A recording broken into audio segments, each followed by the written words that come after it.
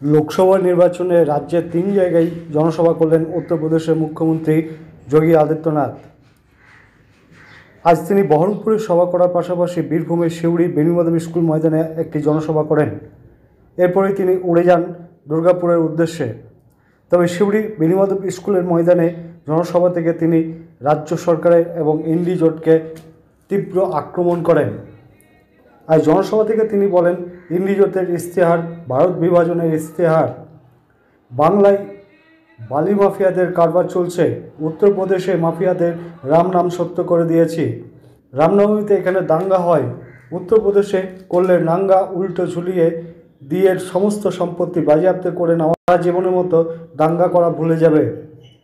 বাংলায় কেন্দ্রীয় সরকারের প্রকল্প আসতে দিচ্ছে না তৃণমূল, যদি আসে সেগুলো তৃণমূল তাদের ডাকাত ও গুন্ডাদের মধ্যে বিলি করে দিচ্ছে, ফলে সাধারণ মানুষ বঞ্চিত হচ্ছে। আজ সিউড়ি বেণীমাধব স্কুল মাঠে সবাই তৃণমূল কংগ্রেস ও এনডি জোটকে এইভাবে আক্রমণ করলেন উত্তরপ্রদেশের মুখ্যমন্ত্রী যোগী আদিত্যনাথ। সভা শেষে তিনি যান ভারত সেবা আশ্রমে, সেখানে মহারাজদের সাথে তিনি দেখা করেন। মহারাজদের পক্ষ থেকে তাকে উত্তরীয়, ফুলের তোড়া এবং প্রণবানন্দজির ছবি দিয়ে তাকে সংবর্ধনা দেওয়া হয়। কিছুক্ষণ ভারত সেবা আশ্রমে কাটানোর পর তিনি হেলিকপ্টারের উদ্দেশ্যে আসেন এবং সেখান থেকে দুর্গাপুরের উদ্দেশ্যে উড়ে যান। Bharat live 24x7। जिस बंगाल ने संस्कारों के माध्यम से एक नई नव जागरण का संगनाद किया था, दुर्गा पूजा का अनुष्ठान हो या फिर भारत को राष्ट्रगान और राष्ट्रगीत देने वाली भूमि, आज उस भूमि पर रामनवमी के अवसर पर दंगे हो जाएं और दंगा करने वाले सत्ता का संरक्षण प्राप्त कर ले। जिस धरती ने जगत जननी मां भगवती दुर्गा के अनुष्ठान का संदेश दिया हो, उस धरती में संदेश खाली की घटनाएं घटित होकर के अपराधियों को सत्ता के द्वारा, राज्य की सत्ता के द्वारा खुलेआम बेशर्मी के साथ उन्हें प्रश्रय दिया जा रहा हो, यह देख करके मन दुखित होता है। और उन सभी महापुरुषों का, उन धर्मगुरुओं का, उन क्रांतिकारियों का हृदय भी दुखित होता होगा जिन्होंने सोनार बांग्ला की कल्पना की थी। बहनों और भाइयों, आज जब 2024 के इस लोकसभा चुनाव के चौथे चरण के लिए संगनाद करने के लिए मुझे वीरभूमि में आने का अवसर प्राप्त हुआ है, तब मैं पूछना चाहता हूं यहां की तृणमूल कांग्रेस को और इंडी गठबंधन के साथ दिल्ली में सहयोग करने वाले, कांग्रेस के सहयोग करने वाले कम्युनिस्ट और तृणमूल कांग्रेस से मैं पूछना चाहता हूं, भारत के विभाजन का आधार क्या था? और क्या यह सच नहीं कि जिन कारणों से 1947 में भारत का विभाजन हुआ था, वही परिस्थिति आज कांग्रेस, तृणमूल कांग्रेस और कांग्रेस का इंडी गठबंधन फिर से देश के अंदर पैदा करना चाहता है, बंगाल के अंदर पैदा करना चाहता है। ये जनसांख्यिकी असंतुलन, डेमोग्राफी को चेंज करने का जो कुत्सित प्रयास हो रहा है, मुझे देखकर आश्चर्य होता है। वीरभूमि पार्लियामेंट्री कॉन्स्टिट्यूंसी में 3 असेंबली कॉन्स्टिट्यूंसी आती हैं, जिसकी डेमोग्राफी पूरी तरह चेंज हो चुकी है, और मात्र 4 ऐसी हैं जो मात्र जहां पर हिंदू बाहुल्य है। बहनों और भाइयों, हम कहां ले जाना चाहते हैं इस बंगाल को? ऐसे ही अनेक असेंबली बंगाल के अंदर ऐसी खड़ी कर दी गई हैं जो भारत की डेमोग्राफी को चेंज करने के साथ साथ जहां घुसपैठियों को सरेआम शरण देकर के अराजकता पैदा करने की छूट दी जाती हो। और ये साजिश 2024 के कांग्रेस और इंडी गठबंधन के मैनिफेस्टो में भी देखने को मिलता है।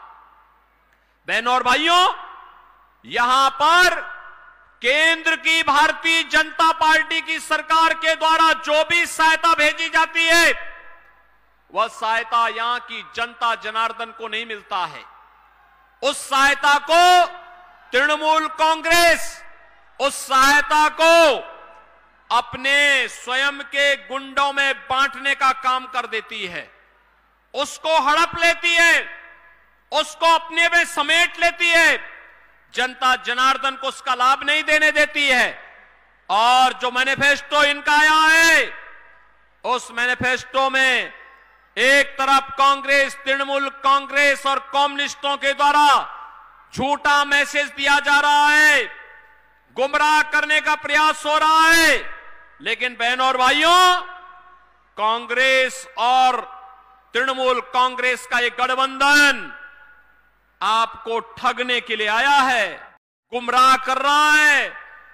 इनके द्वारा मुस्लिम आरक्षण की वकालत करना, धार्मिक आधार पर, मजहबी आधार पर एक बार फिर से भारत के विभाजन की आधारशिला को सुदृढ़ करने जैसा है। और हमें किसी भी स्थिति में भारत का फिर दूसरा विभाजन नहीं होने देना है। किसी भी स्थिति में भारत का दोबारा विभाजन नहीं होगा। इसके लिए हमें धार्मिक आधार पर आरक्षण को हर हाल में रोकना होगा।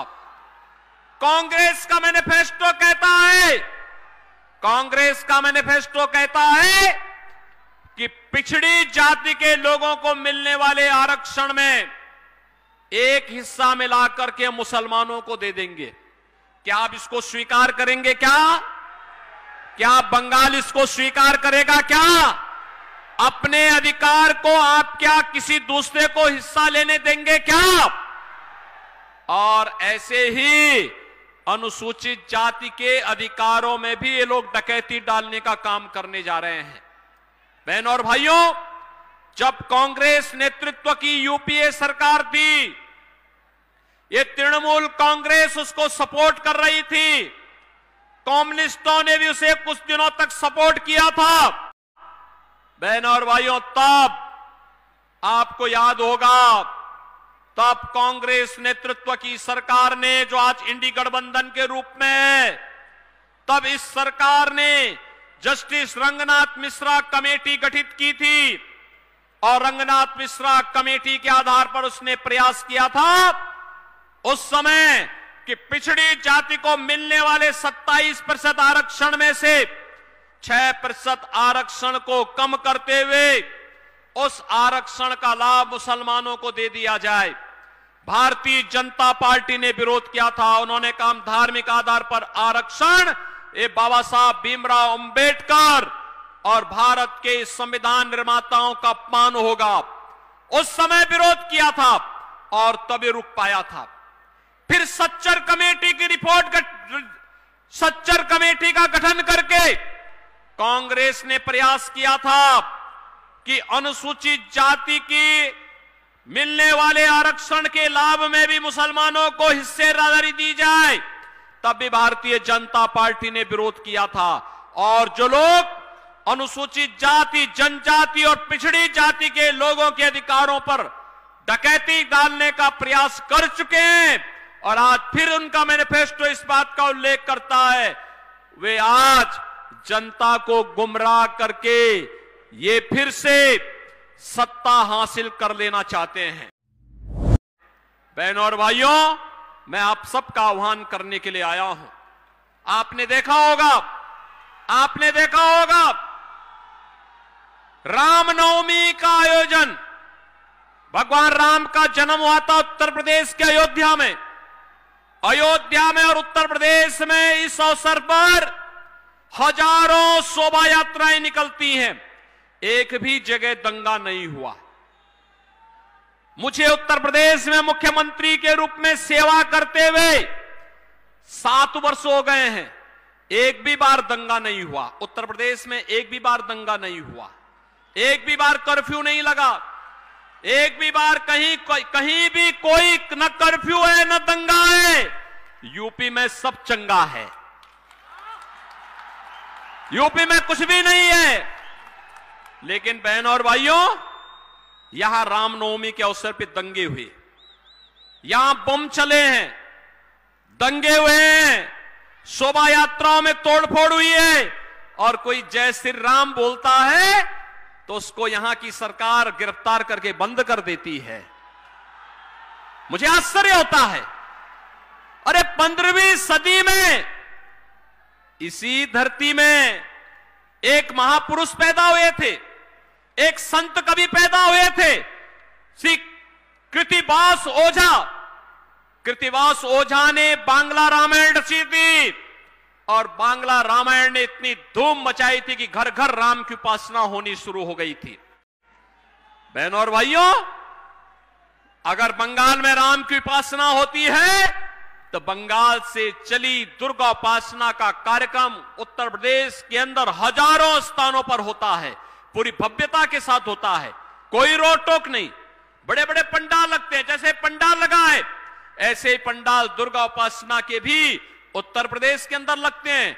लेकिन कहीं कोई दंगा नहीं हो सकता, कहीं कोई कर्फ्यू नहीं लग सकता।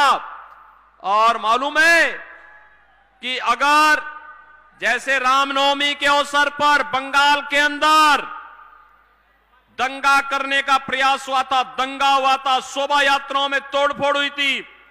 बहनों और भाइयों, अगर ये दुस्साहस किसी ने उत्तर प्रदेश में किया होता तो हम उसको उल्टा टांग करके उसकी पूरी संपत्ति को सरकारी कब्जे में ले लिए होते,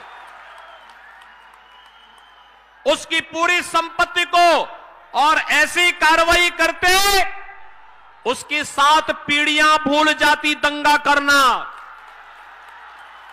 आज आप देखते होंगे उत्तर प्रदेश के अंदर, आज बहनों और भाइयों आप देखते होंगे बड़े बड़े माफिया जो कभी कभी पहले 2017 के पहले, बीजेपी के आने के पहले यूपी के अंदर जो पूरी सत्ता को अपने गिरफ्त में रखते थे, जिनके सामने सारी व्यवस्थाएं फेल थी, आज आप देखते होंगे कैसे उनके गले में तख्ती लटकती है और वो कहते हैं कि साहब एक बार जान बकस दो, बस अब हम ठेली लगा करके परिवार का पेट भर देंगे, अब दंगा नहीं करेंगे, किसी गरीब को नहीं लूटेंगे, किसी बेटी और बहन की इज्जत के साथ खिलवाड़ नहीं करेंगे, किसी व्यापारी से रंगदारी वसूली नहीं करेंगे और ठेके पट्टे में न गौ कसी का काम करेंगे और नहीं उनके द्वारा यह भी कहा जाता है कि गौ कसी भी नहीं करेंगे और कहीं बालू और रेता का भी कहीं जबरन ठेका भी नहीं लेंगे। बहनों और भाइयों, मैंने सुना है यहां पे भी कुछ माफिया बालू और रेते का ठेका जबरदस्ती हड़प करके यहां की जनता का शोषण कर रहे हैं, नदी के डेमोग्राफी को भी चेंज कर देना चाहते हैं, गौ कसी के धंधे को धड़ल्ले से चला करके यहां की आस्था के साथ खिलवाड़ करना चाहते हैं।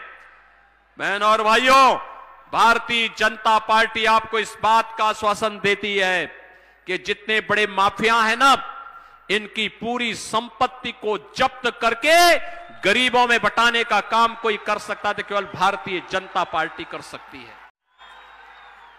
आपने देखा होगा उत्तर प्रदेश में हमने जितने बड़े माफिया थे, सबसे बड़े जितने बड़े बड़े माफिया थे, वे माफिया या तो यूपी छोड़ चुके हैं या फिर उनको जहन्नुम में भेज दिया गया है, उनके लिए अब धरती में जगह नहीं है, वे लोग जा चुके हैं। हम लोगों ने, बीजेपी की सरकार ने उत्तर प्रदेश में केवल अयोध्या में ही रामलला का मंदिर नहीं बनाया है, बल्कि बड़े बड़े माफिया और अपराधियों का राम नाम सत्य है कि यात्रा में भी भेजने का काम कर दिया है। कोई नहीं आएगा, न कांग्रेस आएंगे, न राहुल गांधी आएंगे, न बहन जी आएगी और कोई नहीं आएगी। यहां की दीदी की ममता तो केवल यहां के उन माफियाओं के साथ में है जो बंगाल को रौंद रहे हैं, बंगाल की पहचान के सामने संकट पैदा कर रहे हैं। और इसीलिए मैं आपसे कहने के लिए आया हूं बहनों और भाइयों, केवल भारतीय जनता पार्टी है और मोदी जी हैं जो सुख दुख में आपके साथ हमेशा खड़े होने वाले हैं, हर स्थिति में खड़े होने वाले हैं। आपने देखा होगा मोदी जी के नेतृत्व में भारत ने विकास की जिन नए प्रतिमान को स्थापित किया है, आज दुनिया के अंदर भारत का सम्मान बढ़ा है, भारत की सीमाएं सुरक्षित हुई हैं, कांग्रेस नेतृत्व की सरकार थी, पाकिस्तान परस्त आतंकवादी भारत की सीमा का अतिक्रमण करते हुए भारत में आते थे, जगह जगह बम विस्फोट करते थे।